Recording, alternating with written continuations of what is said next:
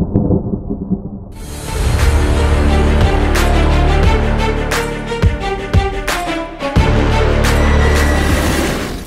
guys, Assalamualaikum. It's me Nina and welcome back to Nina Story. Hari ini Nina nak share tentang dua tradisi yang mana bagi Nina agak pelik, unik tapi menarik. Setiap masyarakat dekat dunia ni ada macam-macam tradisi dan kepercayaan. Nak pula tanah dekat Asia ni ada beribu-ribu macam jenis tradisi yang wujud. Even dekat Malaysia pun kita ada budaya yang unik, terutamanya sebelah Sabah dan Sarawak. Apa pun budaya diorang, cara diorang kita kena hormat walaupun kita rasa pelik. Kalau dulu Nina pernah ceritakan tentang orang Cina ni yang berkaki kecil, itu adalah tradisi diorang. Tapi kali ni bukan pasal kaki, tapi pasal leher yang berjinjang-jinjang. Nina pun tak tahu yang leher kita ni kan boleh stretch sampai macam tu sekali. Dan ada lagi satu tradisi yang mana diorang ni mengamalkan gigi hitam. Kedua-dua tradisi ni telah diamalkan sejak beribu-ribu tahun yang dulu dan masih diamalkan sampai sekarang. Jadi kalau korang nak tahu siapa etnik tadi dan macam mana cerita dia, so without wasting any time, let's get started.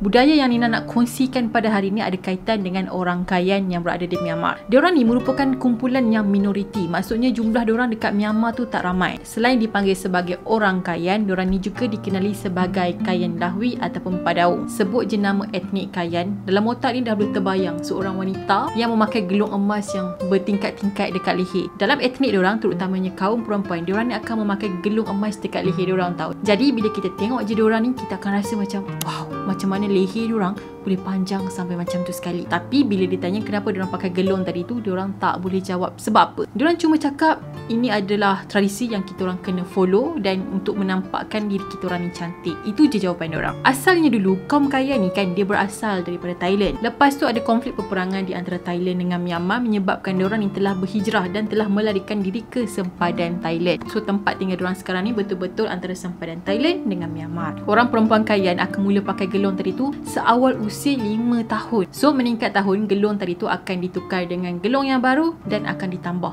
Seorang wanita dewasa boleh memakai sebanyak 25 gelung iaitu seberat 5 kilo. 5 kilo ada dekat sini. Tak, sekarang ni dah terbayang. Macam mana kalau diorang kata leher?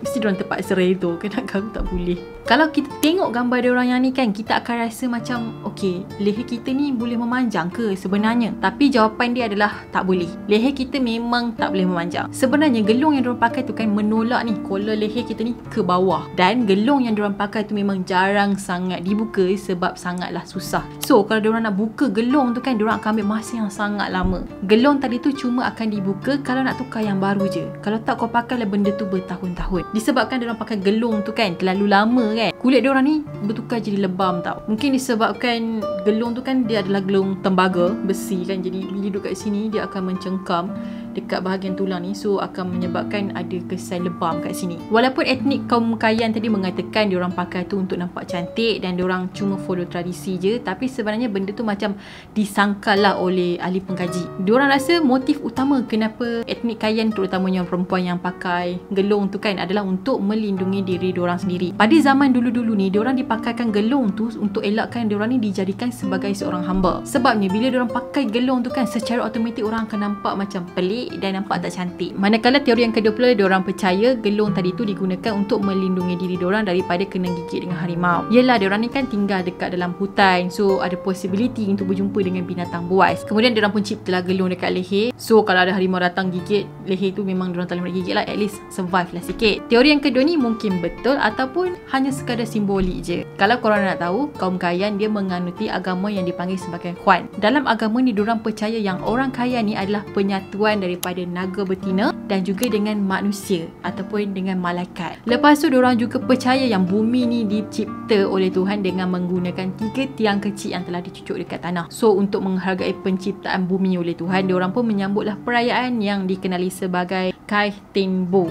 So ini adalah perayaan utama diorang. Bukan tu je, diorang juga sangat percaya dengan benda-benda yang melibatkan ramalan. Jadi biasanya bomoh-bomoh diorang ni akan menggunakan tulang-tulang ayam untuk meramal sesuatu. Sekarang ni kan kerajaan Myanmar memang tak galakkan etnik Kayan kayan untuk memakai gelung tembaga tadi. Nak pula pada zaman sekarang ni adalah zaman yang moden, zaman yang dah maju.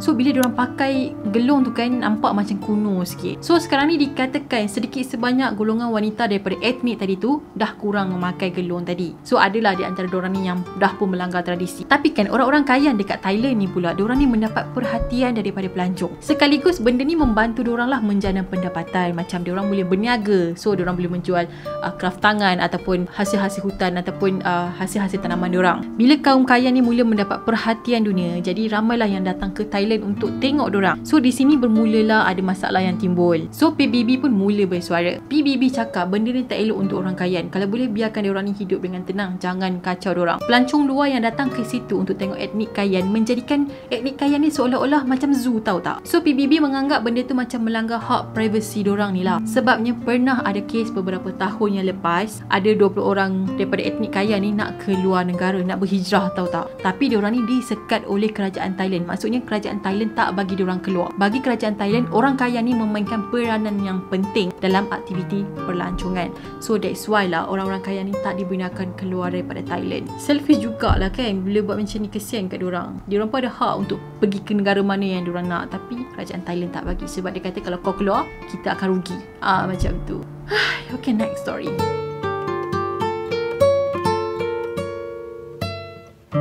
Etnik Akha ni pula ditinggal di kawasan pergunungan di utara Thai, Laos dan juga Vietnam. So orang Akha ni punya special. Diorang ni suka hitamkan gigi diorang dengan mengunyah buah pokok arika. Kalau korang fikirkan gigi diorang hitam sebab diorang ni kunyah pinang, totally wrong. Sebabnya bukan semua etnik tadi tu mengunyah pinang untuk hitamkan gigi diorang. Kalau diorang makan buah pinang, gigi tu akan jadi macam merah nak coklat macam tu kan. So gigi diorang takkan jadi hitam tau. Kadang-kadang tu diorang menggunakan tembakau sebagai bahan untuk menghitamkan gigi diorang. Tak rasa pahit ke makan tembakau? Diorang akan mula menghitamkan gigi diorang ni seawal usia remaja.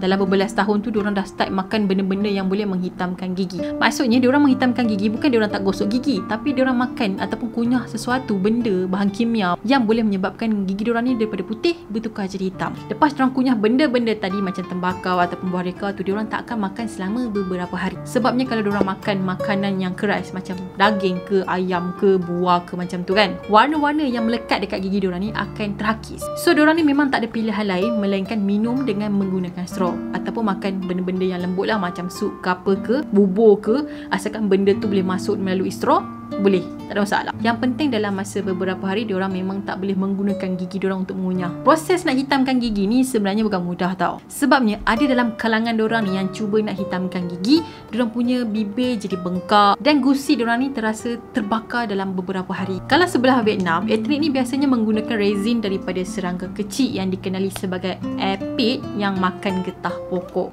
Apit, macam tu lah. Mina tak tahu macam nak pronounce kan. Kalau bahasa Melayunya kita sebut apit lah kan. Bukan apit syapik tu, bukan. Resin kalau dalam bahasa Melayu, kalau ikut DBP, bermaksud bahan yang melekit berwarna kuning ataupun coklat daripada pokok yang tertentu. So maksudnya serangga tadi tu dia pergi makan getah pokok tu, lepas tu diorang ambil resin daripada binatang tu and then letak kat gigi. Macam tu lah. Macam mana diorang buat? Resin yang diorang dapat tu diorang akan cairkan, lepas tu diorang akan mix lah dengan jus lemon ataupun arak beras. Lepas tu diorang akan simpan dalam kawasan yang gelap selama beberapa hari. Jadi bila tempoh peraman tu dah matang, diorang akan masukkan dalam besi corong macam tu, diorang akan letaklah dekat gigi diorang. Macam tu sampailah gigi diorang ni hitam. Korang mesti tertanya-tanya kan, apa motif diorang hitamkan gigi diorang? Padahal putih tu kan cantik, menarik, bersih, suci macam tu. Tapi bagi kaum diorang ni berbeza. Kalau ikut kepercayaan diorang, binatang buas ataupun syaitan mempunyai gigi putih dan panjang. Tapi kedua-dua benda ni benda jahat. So diorang pun hitamkanlah gigi diorang supaya diorang ni tak dianggap sebagai roh yang jahat. Tu sebablah diorang tak nak gigi putih. Jadi dekat sini biar hitam gigi, jangan hitam hati, okey? Menarik juga kan? Tapi kalau kita ni gigi hitam kan, kita pergi senyum ke orang, orang macam, hitamnya gigi kau kan? Tapi diorang tak. Tradisi diorang ni memang unik sebenarnya. Okay guys, apa pendapat korang tentang dua etnik tadi? Tapi kalau tak silap Mina, dekat Malaysia ni, belah Sabah ke Sarawak ada juga etnik Kayan. Etnik Kayan ni macam orang asli Malaysia lah. Maksud Nina bukan orang asli. Okay, maksud Nina diorang ni namanya orang Kayan, tapi diorang macam ada sub group lagi yang macam tu. Tapi orang-orang Kayan ni hanya ada dekat sebelah Asia aje. Okay guys, itu sajalah perkongsian Nina untuk hari ni. Nina harap korang suka dan mendapat sedikit ilmu tentang budaya-budaya orang luar. Dan dengan perkongsian tadi, dapatlah tambah ilmu korang sikit walaupun tak banyak. Kepada kepada korang yang belum lagi subscribe channel Nina, korang boleh subscribe di bawah dan turn on notification juga supaya korang tak terlepas dengan video-video yang Nina akan upload pada masa yang akan datang. Dan jangan lupa juga untuk follow Nina di Instagram. Kita akan jumpa lagi next video. Bye bye. Assalamualaikum.